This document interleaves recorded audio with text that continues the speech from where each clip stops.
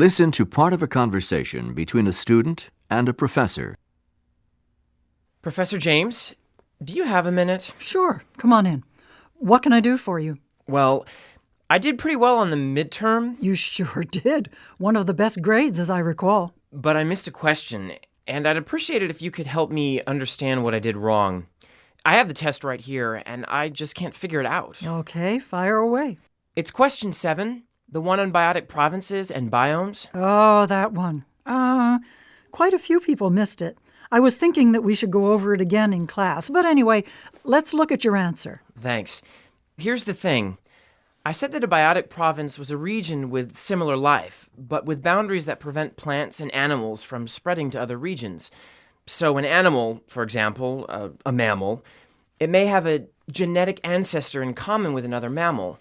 But a biome's a similar environment, an ecosystem really, like a desert or a tropical rainforest. So in the case of a biome, well, the similar climate causes the plants and animals to evolve, to adapt to the climate, and that's why they look alike. That's good. Very good, as far as you went. But there's a second part to the question. Look, right here. Include an explanation of convergent and divergent evolution. So I was looking for a more complete answer. Next time, be sure to include both parts of a question, when there are two parts, like this one. Do you know how to explain convergent and divergent evolution? I think so. Isn't it like when a group of plants or animals, when they're separated by mountains or a large body of water, then subpopulations evolve from a common ancestor and they have similar characteristics, but their development diverges because of the separation. So that's why we call it divergent evolution. Right.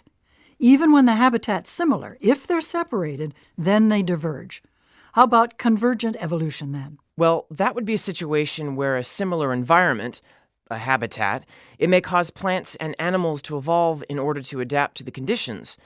So a species that isn't really related can evolve with similar characteristics because it can look like a species in another geographic region because of adaptation. And that would be convergent evolution? Right again. So temperature and rainfall, proximity to water, latitude and longitude all combine to determine the climate. And if we know the climate of an area, then we can actually predict what kind of life will inhabit it. Okay. And I really did know that. I just didn't put it down. To tell the truth, I didn't see the second part, not until you pointed it out to me. That's what I thought. Well, Jerry, it's a good idea to double-check all the questions on a test, not just my test, any test, to make sure you've answered each part of the question completely. Otherwise, you won't get full credit. I see that. Well, live and learn. Jerry, you're one of my best students. Thanks. I really like biology. In fact, I'm thinking of majoring in it. Good. That means you'll be in some of my upper-level classes. And I'll be watching out for those two-part questions on your exams. And all the rest of your exams. I'll be honest with you, my questions usually have two parts, so the students will have an insight into the grading system, and a lot of professors do that. In an essay question, it's difficult to know what to include and how much to write. Just read the question carefully and be sure to include all the parts. There may be 3 or 4 in some essay questions. This is the way that the professor helps you organize your answer. I'm giving my students a hint about what I'm looking for by including several parts to the question, but if you miss one of the parts, then it lowers your score. That makes sense. I think I was just trying to finish within the time limit and I didn't read as carefully as I should have. On the final, I'll spend more time reading the questions before I start to answer them. Good plan.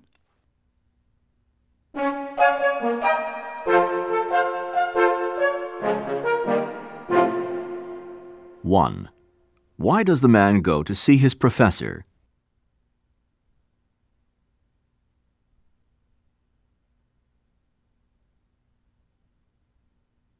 2. Listen again to part of the conversation, and then answer the following question. Thanks. Here's the thing. I said that a biotic province was a region with similar life, but with boundaries that prevent plants and animals from spreading to other regions. Why does the man say this? Thanks. Here's the thing.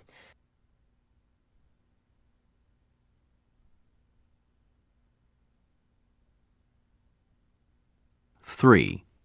What did the man do wrong?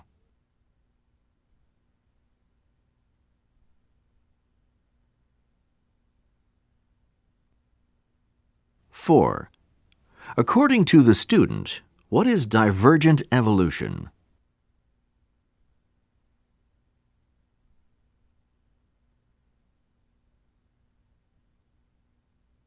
5.